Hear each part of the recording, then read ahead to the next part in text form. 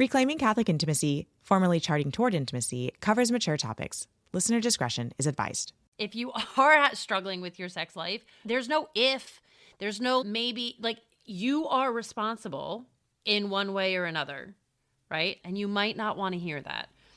But here I am as your friend to tell you, you are responsible in some way. Figure out how, and then work. Be intentional about correcting that, about making that better. Welcome to Reclaiming Catholic Intimacy, the podcast for Catholic women that helps you improve your sex life, strengthen your marriage, and embrace God's design for love. My name is Ellen Holloway, and joining me today is my semi-regular co-host, Kathleen Chovanes. Sex does not fix itself. It is not a self-healing. Actually, speaking of self-healing, this is not what sex is, okay? So I got this like cover for my Pixel watch. It's like a screen protector, and it's like self-healing. So it'll get like a scratch, and then it'll just like after an hour or something, just like self-heal. It's weird. It's like this like gummy. It's really cool. I've never heard of that. But it's like this gummy cover on it, and it's like self-healing. And I think a lot of times we think wow, that sex is like that in our marriages. Actually, I think we think our marriages are like that our marriages are just self-healing. Yeah. And they're not. Yes, the grace of God can do wonders, but we are not passive, like, instruments to God's. Yeah. God's grace comes through our action. Yes. And I have just it's silly, but this is just a way that you can understand that, right? When we receive the Eucharist, we don't just let it sit in our mouth and just absorb into our skin. I don't know, into our tongue or whatever. Our bodies. We have to chew. We have to swallow, right? We have to do an action. And yeah, they're not super hard actions. But like John 6, Jesus said, you need to gnaw on my flesh, right?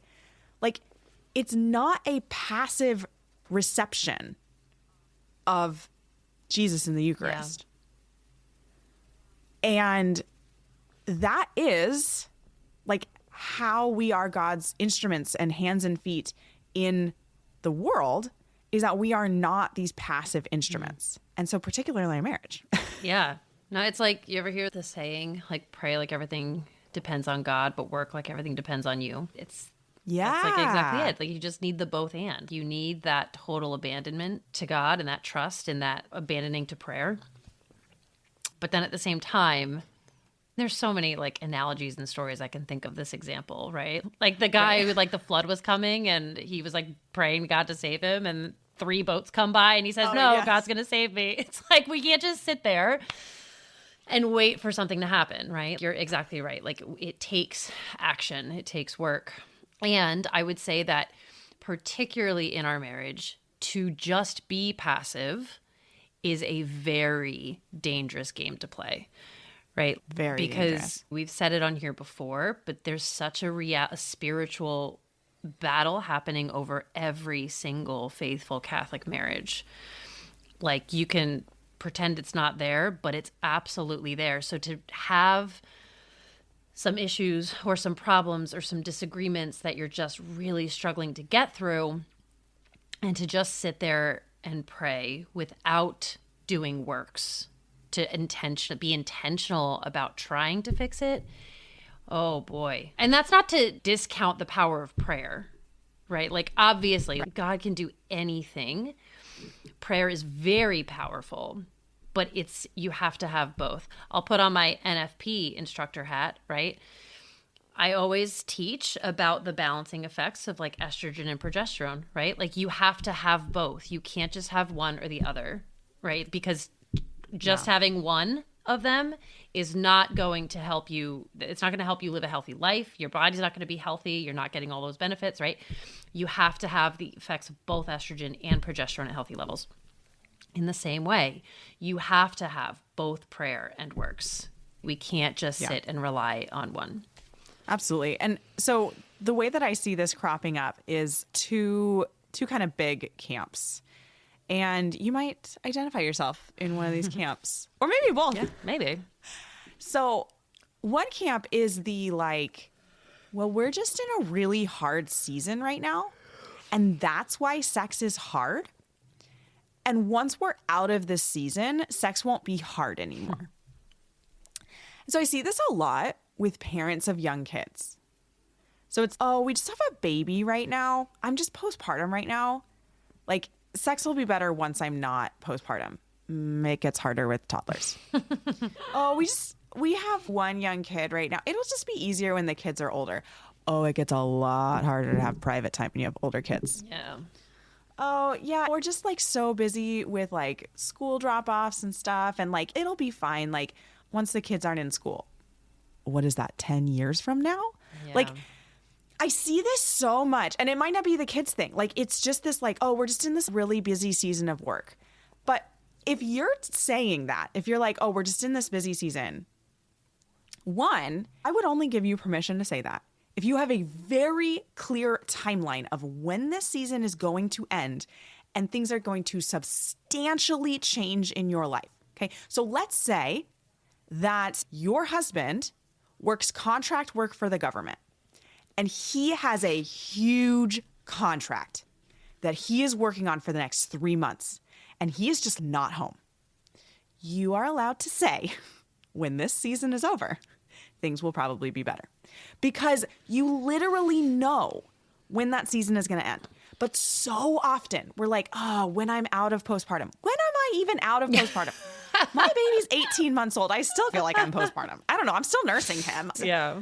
I don't know. Oh, when we don't have young kids anymore.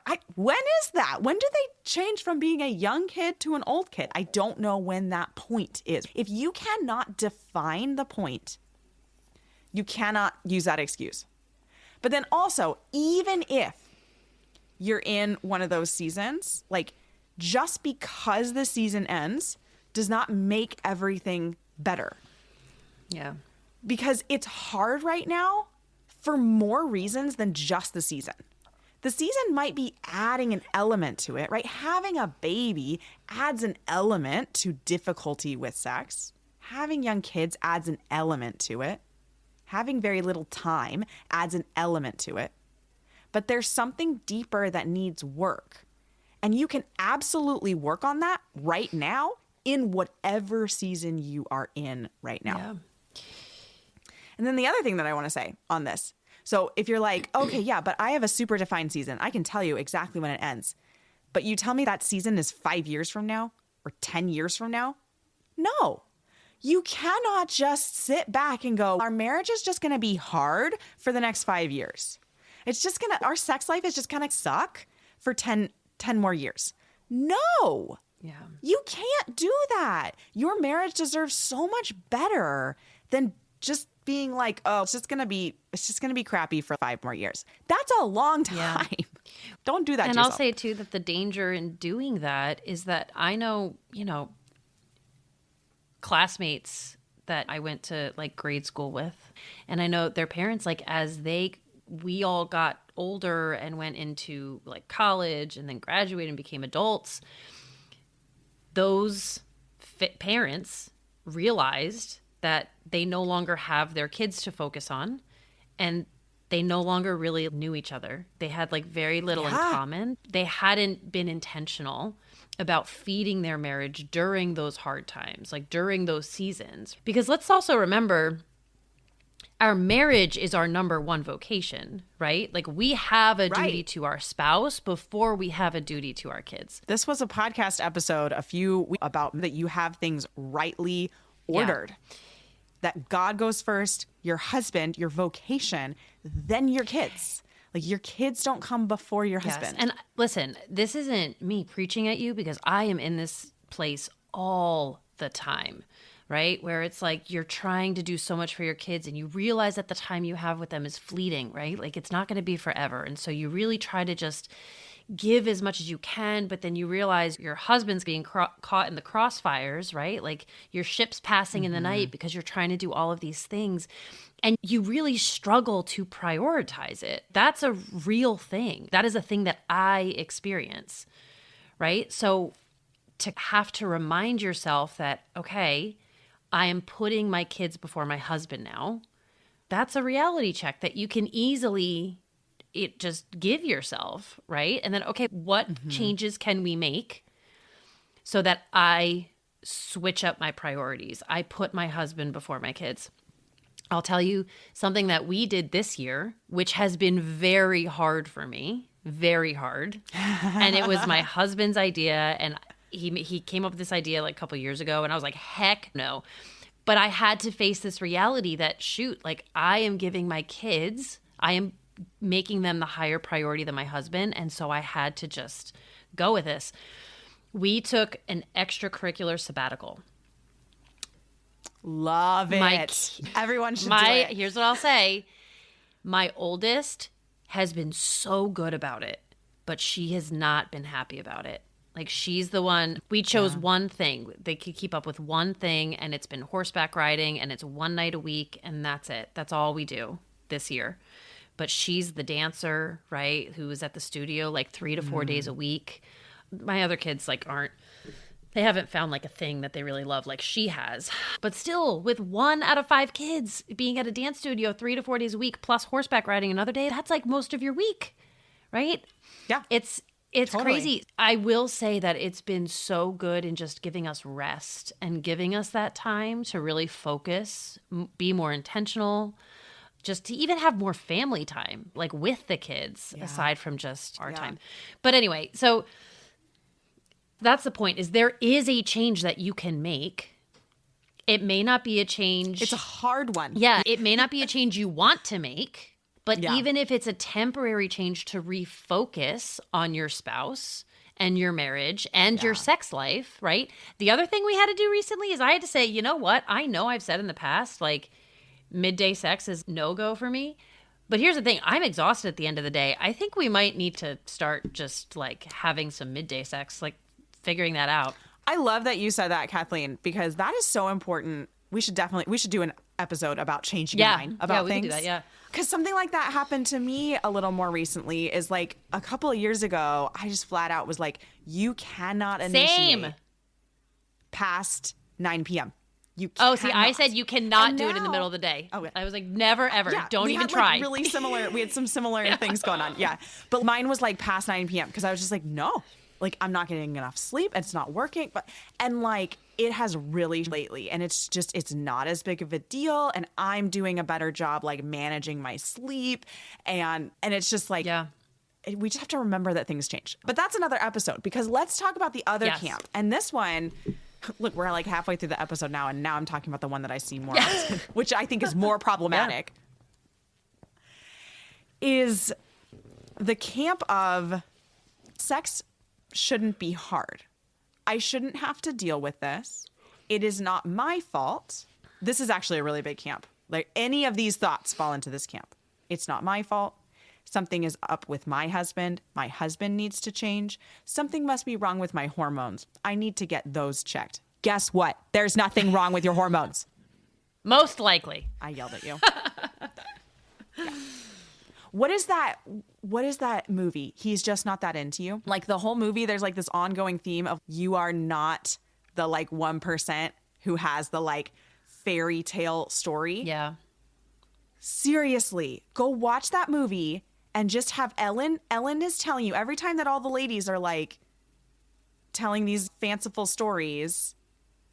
Remember that Ellen is that one heroine in the story, because there's like a bunch of heroines in that story. Isn't that one of those? I don't remember that one super well, I'll be honest. In that story. But anyway, Ellen is telling you, you're not the 1%. You're not special. You aren't. It's not your hormones. It's not. It's what you're thinking. It's what you're doing. It's things that you have the ability to change. But there's this camp of it shouldn't be this hard. And I think like Hollywood has built that for us. Books have built that for us. A couple weeks ago, we had our smut conversation. Please stop reading those books because they're not helping you. Yeah. Because even just the like rom-com, like regular stories and movies and books, they're not helping you understand how a real, messy, dynamic marriage works. Sex isn't supposed to be easy. It's the most deeply human act. It's such a high order act that in order to enter into sex in the way in which God truly designed it, like, we need to be free of sin. Yeah. We do, in order to really be able to enter into that act as it was designed. That's interesting. Because that act was designed for the garden. Yeah. It continued, right? We humans were designed for the garden. We continued after the fall, but like, just consider that. That's so interesting. Right? Yeah. It is. I wasn't planning on going in that direction. Should we be going to confession before we have sex every time? I don't think we need to get quite that scrupulous, but check yourself. Yeah. Are you in a state of grace entering into sex? Communion at Mass is so similar to sex.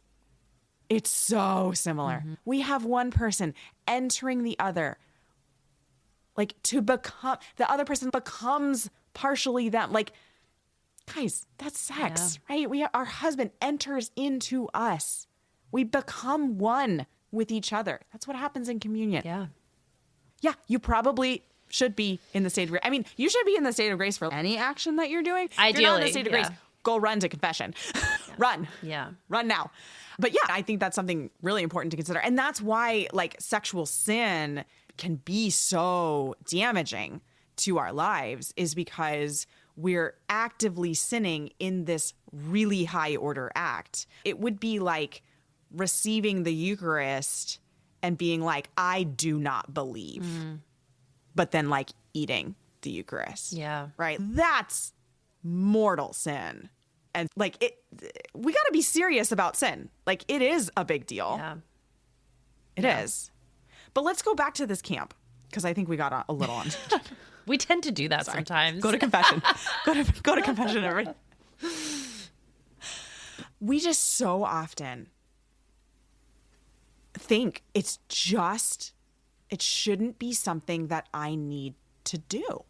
Like, it just shouldn't be a problem, or it's somebody else's fault, or it's something else's fault. And let's go through them one at a time. It shouldn't be a problem. I think we already addressed that. Like, this is a high order act that two fallen human beings are coming together for. That's gonna be a problem. Like, it's gonna be hard. Sex is supposed to be hard. Yeah. In some way. Or maybe not supposed to be, but sex is going to be hard by the nature of our fallen humanity. It just is. And we need to just wipe out the like good, healthy relationships. Sex is just easy. It's not. Yeah.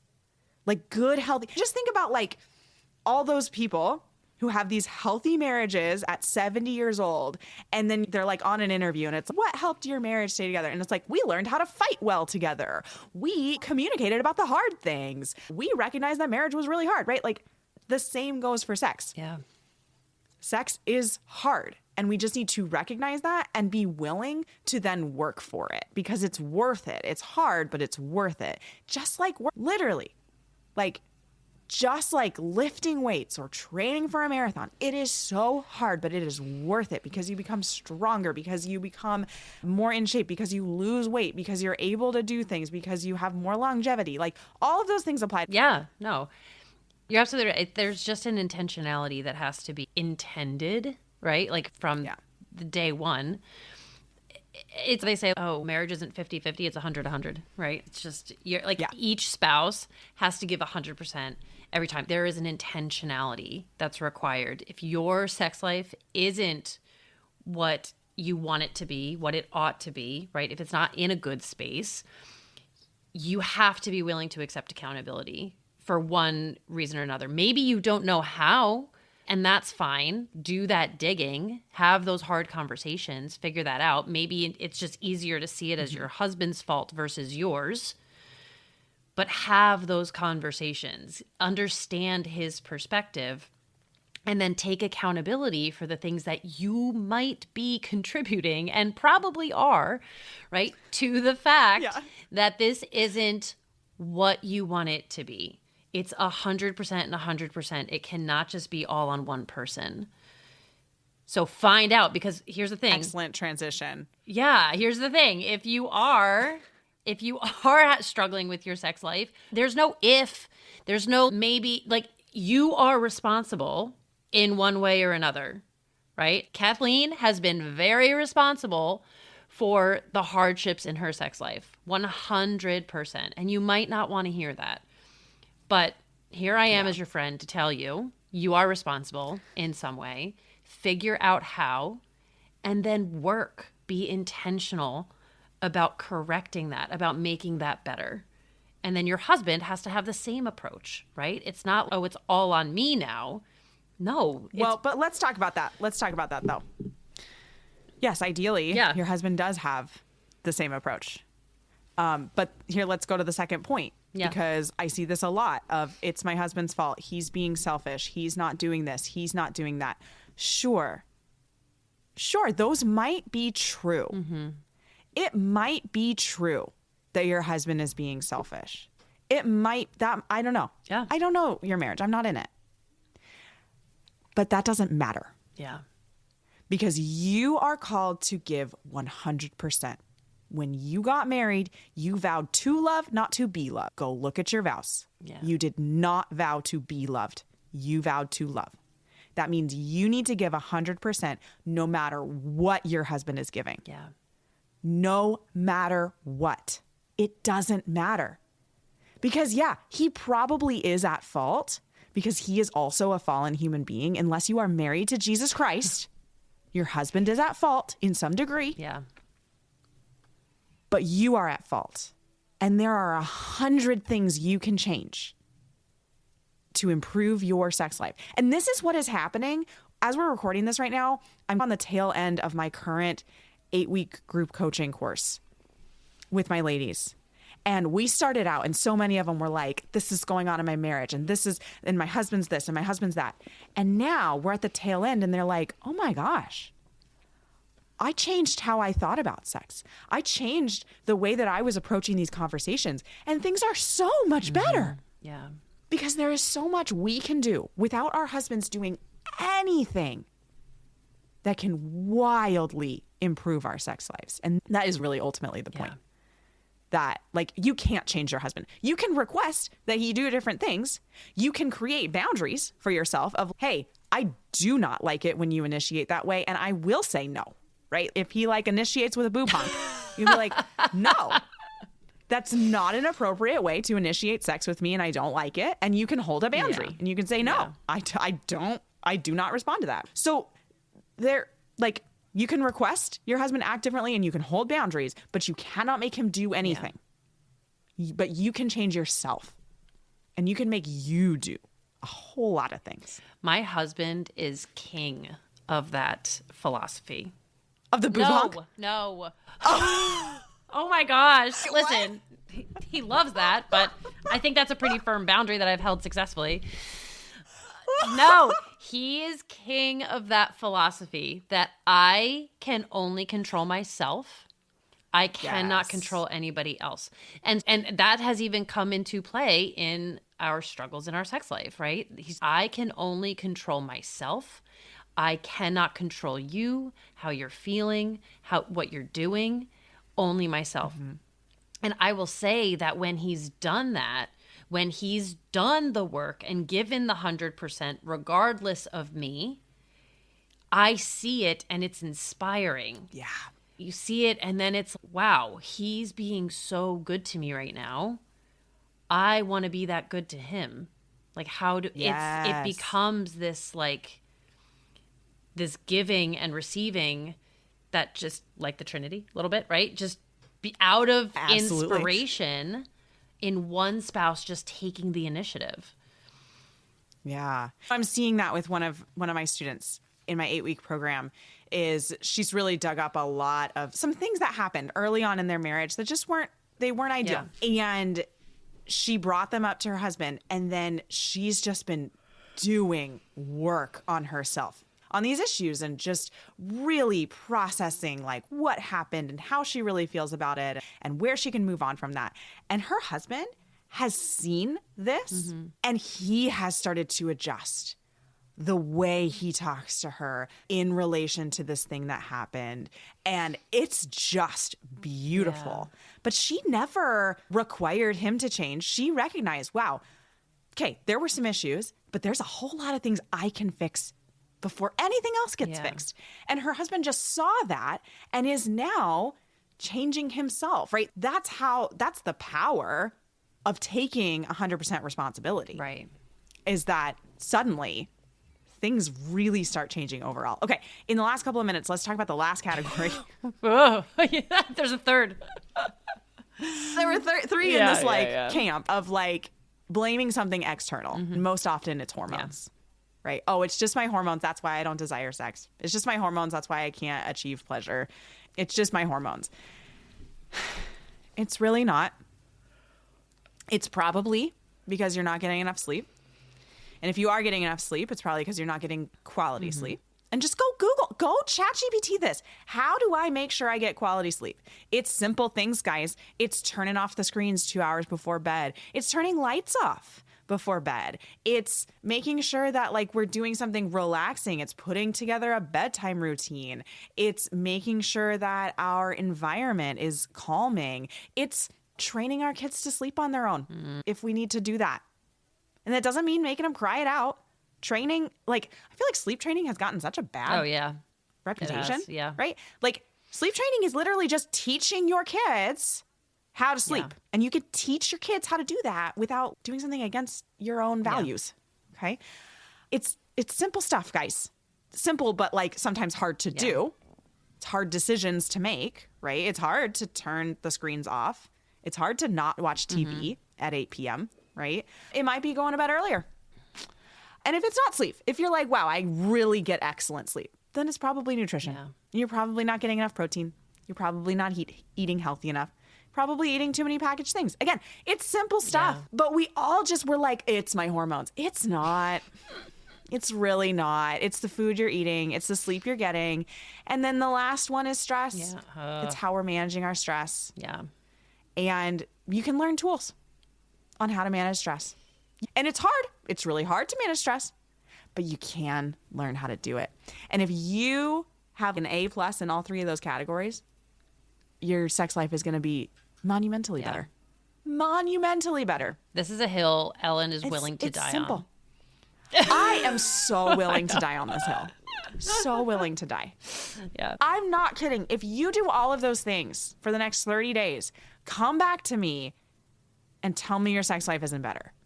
Tell me it's not better. Tell me your whole life isn't better. Let's just back up for a second. Yeah. Your entire life is going to get so much better. If you cut out the extracurriculars, go to bed at 9 p.m., wake up at 6, and pray. Let's add that in. Let's make sure we're praying every day. And eat enough protein. 80 to 100 grams is probably a good goal to shoot for. Less processed food, less carbohydrates probably, and then manage that stress. Your whole life is going to change. It's going to be so much better. I can guarantee you. It's so simple. But it's hard to do. It is hard to do. Yeah. We have to make this decision. So really, ultimately, the moral of the story, the moral of this episode is your sex life isn't going to fix itself and you need to do the work. And if you're not willing to do the work, then you need to admit, I'm not willing to do the work, and that's why. That's why my sex life isn't where I want it to be, because I'm not doing the work that I need to do. Because it's so easy to blame someone else or something else. Or it's so easy to blame the circumstances that you're in. Yeah. But it's not going to serve you to blame any of those things. Take on the responsibility. You really can change your sex life, and you can make it amazing. But you got to do the work. Amen. Thanks so much for listening. If you have ever gotten any value from this podcast, could you do me a favor really quick? Go into the podcast app that you are listening in, and if it gives you an option to rate and review, please rate and review this podcast. It helps us so much in reaching new listeners and spreading the word about this